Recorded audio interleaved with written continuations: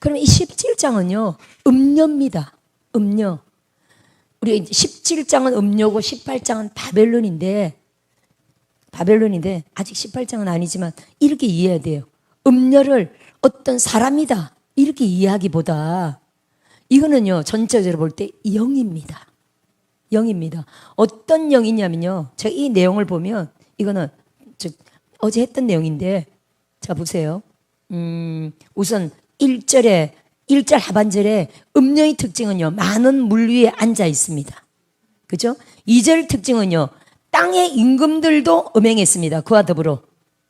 3절 특징은요, 짐승이 음녀를 태우고 있습니다. 둘째 절 보세요. 여자가 붉은 빛 짐승을 탔는데, 그러니까 음녀라는 거는, 이 짐승은 특징이 보세요. 여기 7머리와 10뿔이 있다고 3절 하반절에 돼 있죠. 그럼 누굽니까? 이게 적그리스도잖아요. 그죠? 그러면 음녀는 적그리스도와 함께 등장합니다. 아니, 함께 갑니다. 7년 동안. 누가 함께 가는 것처럼 거짓 선지자도 짐승을 타고 활동하죠. 그렇죠? 짐승을 힘입어, 짐승의 권세를 힘입어 거짓 선지자가 활동하고, 거짓 선지자의 활동은 전부 짐승을 경배하는, 짐승을 추종하게 하는 그런 역사로 표적과 기사를 막 일으킵니다. 능력을 일으킵니다. 그렇죠? 짐승과 거짓 선지자의 관계 그렇고요. 여기 나오는 음녀도 짐승을 타고 확 번영합니다. 근데 이 내용을 보면 절대로 사람이 아니고 이걸 뭐라고 말할 수 있냐면, 자세히 보세요. 4절 보세요. 그 여자는 자줏빛과 붉은빛 옷을 입고 금과 보석과 진주를 꾸미고 손에 금잔을 가졌는데 가정한 물건과 그의 음행에 더러운 것들이 가득하더라. 그리고 5절에 그의 비밀은 이름인데, 이름은 비밀인데 큰 바벨론이다 이렇게 말하고 있죠. 큰 바벨론은 우리가 성이잖아요. 그리고 18절 한번 보세요.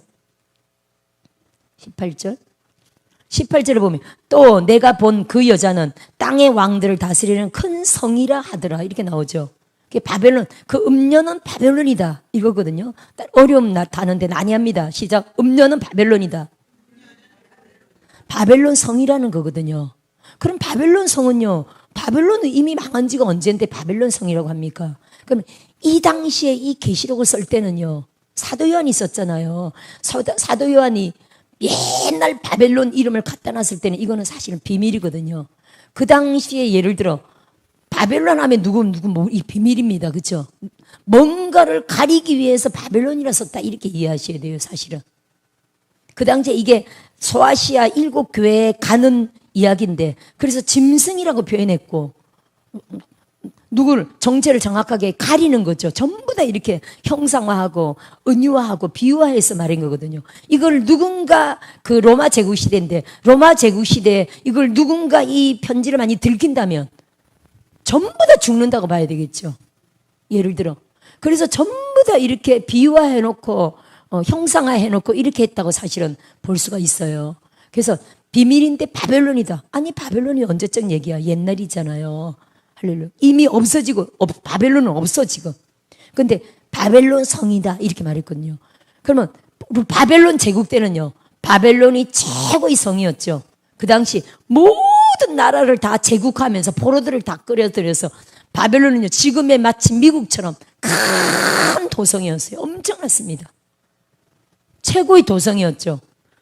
바벨론 성이다 이렇게 말하고, 그 음년, 그 여자는 땅의 왕들을 다스리는 바벨론 성이다. 그러면 이 당시에 이걸 누구를 생각하고 말했다고 봐야 됩니까? 이 당시에 로마를 말했다고 봐야 되거든요. 로마 제국, 로마기 많은 나라들을 제국할 때, 그래서 이 음녀는 바벨론 성이다, 로마 제국을 말하고 있다고 봐야 돼요. 그럼 여자는요, 여자의 이마에 바벨론 성이다 이렇게 적혔다는 거 아니에요? 그럼 여자는 바벨론 성을 가리킨다 이런 뜻이거든요. 그래서 여러분, 이게요, 지금 여기 뒤에는 바벨론의 패망이다 하고 앞에는 음녀된 내용이 나오는데, 이게 여자를, 이거는 17장은 영으로 봐야 돼요. 영. 뭡니까? 로마 제국의 번영, 로마 제국의 문명, 로마 제국의 부와 그 영광, 로마 제국의 사치와 그 타락, 한마디로 말한다면 만몬신, 이 경제, 보세요. 아까 적그리스도는 정치, 거짓 선자는 신앙, 종교죠. 음녀는 경제권. 전 이렇게 이해가 와요. 만몬신이죠, 일종의. 번영. 우리가 고대 도시들을 알지만 메소포타미아 문명, 나일강 문명, 황하 문명, 그리고 인더스 문명, 이 고대 도시 4대 문명 발상지를 보세요. 문명이 발생했던 곳엔 다 음란, 우상숭배, 동성애, 타락, 그쵸? 전부 다 뭐 때문에? 돈이죠, 돈. 만몬신입니다. 할렐루야. 만몬신으로 인하여 다 이런 번영과 함께 타락이 오는 거죠. 우리 대한민국 그렇게 예수 잘 믿는 세계 제일 가는 영적인 나라였지만 지금 부자가 되고 나니까 다 타락하잖아요. 몸부림치는 우리 영적인 교회들 아니면 대한민국 이미 끝났습니다. 할렐루야. 살아있는 영적인 교회들 때문에 하나님이 그나마 지금 유지시키는 거죠. 대통령 바꿔서 지금 5년 존속 지키는 건데 다음에 대통령이 또 다른 진짜 애국지사가 세워지지 않는다면 나라 또 끝날 수도 있는 이 문제거든요. 우리나라 지금 안심하는 상태가 아닙니다. 죽자 사자 나라를 위해서 기도해야 됩니다. 그런 상태거든요. 그래서 이 문명, 대한민국도 진짜 선진국 10위권 안에 드는 나라잖아요. 대한민국의 문명이 타락을 가져온다고 봐야 되거든요. 로마도 마찬가지입니다. 이 문명이 타락이죠. 그래서 보세요. 아까 우리 17장 4절 읽었지만 그 여자는 자주비, 전부 사치, 부귀, 경제, 만몬신, 타락이죠. 부와 사치. 계속 가면요. 다 부와 사치에 대한 내용을 계속 얘기하고요. 18장까지는 아직 안 넘어지만 18장 내용의 특징이 부와 사치입니다. 여기 18장에 한번 조금만 9절 한번 보세요. 9절. 9절. 그와 함께 음행하고 사치하던 땅의 왕들 이렇게 나오고 있죠. 또요. 12절에도 금과 은과 보석과 막 이렇게 나오죠. 전부 그렇게 나옵니다. 바벨로나 그리고 바벨로나 말하면서 15절. 바벨론으로 말미암아 치부한 이 상품의 상인들, 경제권, 부 말은 예를 들어 우리 코로나 때문에 전 세계 돈 번 사람들 엄청 많겠죠. 물론 다 뒤에 이거 음모설이라고 우리 볼 수가 있는데 사실은 다 뭔가가 음모가 있었습니다. 사단과 협약한 모든 어떤 음모일 텐데 코로나를 일부러 일으켰다는 말도 있고 충분히 그럴 수도 있습니다. 코로나 때문에 얼마나 많은 사람들이 돈 벌었겠어요. 백신 때문에 얼마나 많은 사람이 돈 벌었겠어요. 그렇죠? 전 세계 그래서 전 세계 돈은요 사실 여러분 경제는요 8명의 부자가 다 지고 있습니다. 전 세계 돈을 그들에 의해서 이 돈들이 다 움직이거든요. 우리나라 수천조의 채무자라는 걸 알죠 여러분? 우리나라는 빚이 수천조입니다. 수천조입니다. 그건 누구에게 다 연결이 되어 있을까요? 8명의 경제권 지고 있는 사람한테 그 빚이 다 있어요. 우리나라뿐 아니라 전 세계 나라들이 다 빚이 있어요. 그게 다 8명의 사람이 8명의 재벌이 빚을 다 잡고 있는 거예요. 할렐루야. 그 중에 한 명이 빌 게이츠겠죠. 예를 들어 우리가 잘 아는 이름 그런 이름 드립니다. 그래서 그 사람들에 의해서 전 세계 경제를 움직이는 이런 거거든요, 여러분. 결국 이 음녀와 바벨론의 패망은요, 나중에 전 세계를 붙잡고 있는 이 경제가 다 한 번에 무너진다는 그런 내용으로 볼 수 있습니다. 그 옛날에는 이게 정확하게 로마를 말했고, 지금은요, 로마 아니잖아요. 로마 아니고 이 마지막 때 경제를 주장하는 만몬신, 루시퍼죠, 루시퍼입니다. 루시퍼가 주장하는 또 많은 악한 영들에 의해서 이런 것들이 다 이루어지는데, 그래서 여러분, 여기 17장에 한번 보세요. 진도는 결국 못 나갈 것 같은데, 보세요. 17장 보세요. 어제야 물론 조금 또 다른 얘기지만은, 17장 7절 한번 보세요. 아까 우리가 적그리스도가 7머리가 있었다 그랬잖아요. 7머리고 10뿔이라고 그랬잖아요. 적그리스도가.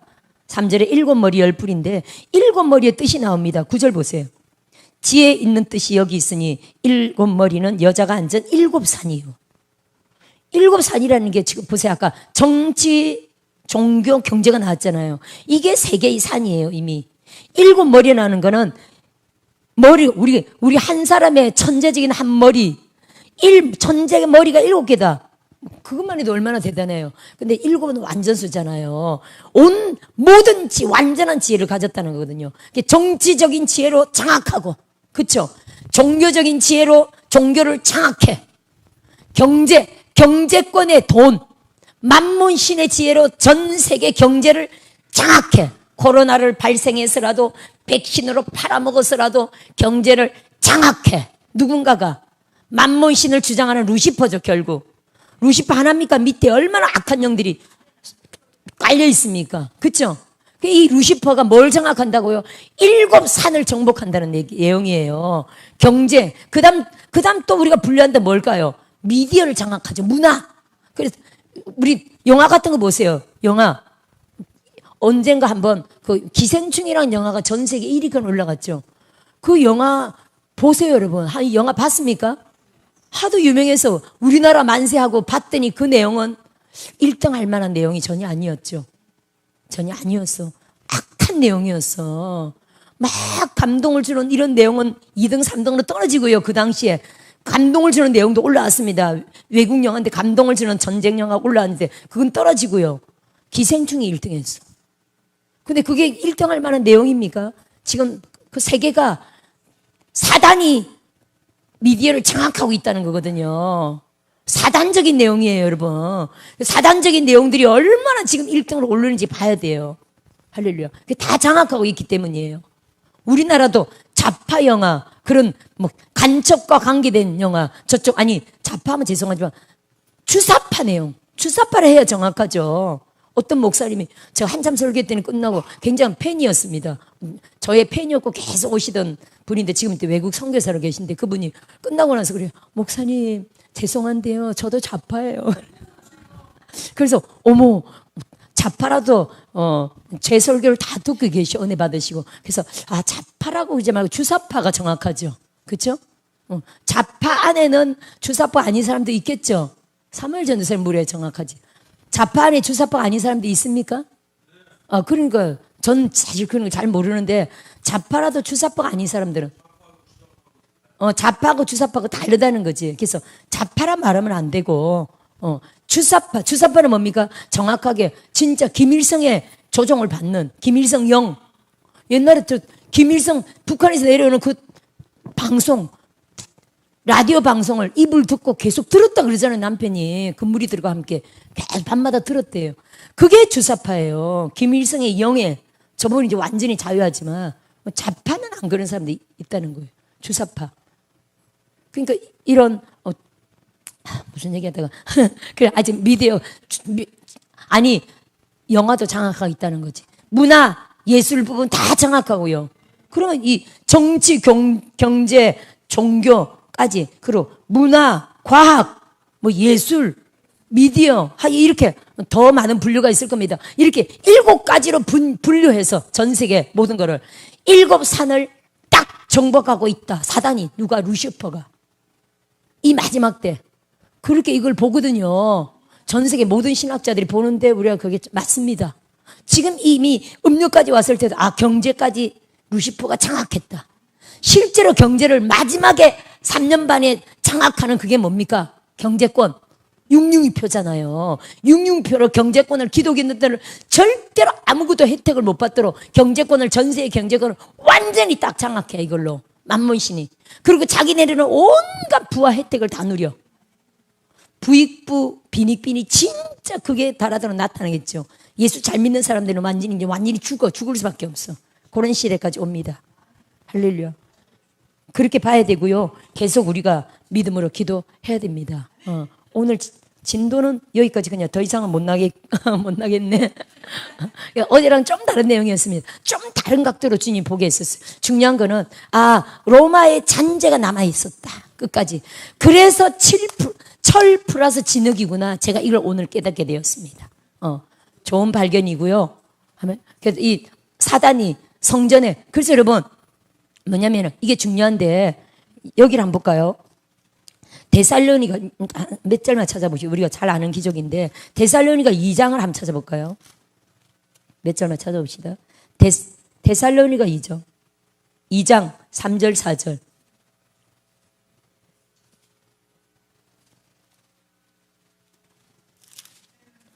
2장 3절 4절 후서 자, 누가 어떻게 해도 너희가 미혹되지 말라. 3절. 먼저 배교하는 일이 있고. 이게 대환란에 대한 이야기인데 먼저 배교하는 일이 있고. 이거를 또 어떤 사람들은 지금 뭐 WCC 라고 얘기하는 경우는 이 정도가 아니에요. 이 정도가 아니라 이 정도가 아닙니다. 그건 너무 미약하죠. 너희가 먼저 배교하는 일이 있고 저 불법의 사람 곧 멸망의 아들이 나타나기 전에는 그날이 이르지 아니하리니 불법의 사람 멸망의 아들이 4절 보세요. 그는 대적하는 자라 신이라고 불리는 모든 것과 숭배함을 받는 것에 대항하여 그 위에 자기를 높이고 하나님의 성전에 앉아 자기를 하나님이라고 내세우느니라. 자기를 하나님이라고 성전에 앉는다 그랬죠. 그러면 중요한 거는 제3성전이 지금 다 준비되어 있는데 아직 짓기만 하면 되잖아요. 땅 문제 때문에. 지으면 그때 우리가 정확하게 알 수가 있어요. 이게 몇 년 갈지 모르거든요. 따라합시다. 아직은 안심하자. 할렐루야. 아직은 안심하고요. 그 동향을 계속 살펴보면서 계속 기도해야 됩니다. 아직 적그리스도가 등장을 안 했잖아요. 아직 안심해야 되고요. 그리고 등장하기 전에 적그리스도가 성전 위에 세워지기 전에 뭘 준다고요? 3년 반 기간을 주잖아요. 적그리스도가 성전에 앉는 거는요, 정확하게 후 3년 반이야. 중간 7년 반. 아까 다니엘서하고, 아니, 1회의 절반에 날개를 의지하여 선다 그랬잖아요. 3년 반에 제사와 예물을 금지하고, 아직 그 시대가 아니죠. 그리고 날개를 의지하여 선다는 건요, 사단이 하나님의 성전에 영적으로 보면 용이 딱 성전에 앉아있을 거야. 근데 육의 눈으로 보면 누구라고요? 짐승과 거짓 선자의 두 날개죠, 날개가. 두 날개를 의지하여 용이 성전에 딱 앉아서 내가 하나님이다 한다는 거거든요. 그러면 그때 눈으로 보면 적그리스도가 내가 하나님이다 하는데 누구의 도움을 받아? 거짓 선자의 도움을 받아. 영으로는 그게 용이 성전에 딱 앉아있다는 내용이거든요. 그래서 날개를 의지하여 설 것이며 제사와 예물을 금지하고 하나님의 성전에 앉아 날개를 의지하여 가증한 것이 설 것이며 용이.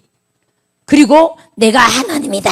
성전에 앉아서 말한다는 거예요. 이게 정확하게 1회의 절반, 전 3년 반입니다. 아직 절대 아니죠. 아직 두 증인의 시대가 아니야. 짐승이 성전에 앉기 전에 3년 반에 뭐가 일어난다고요?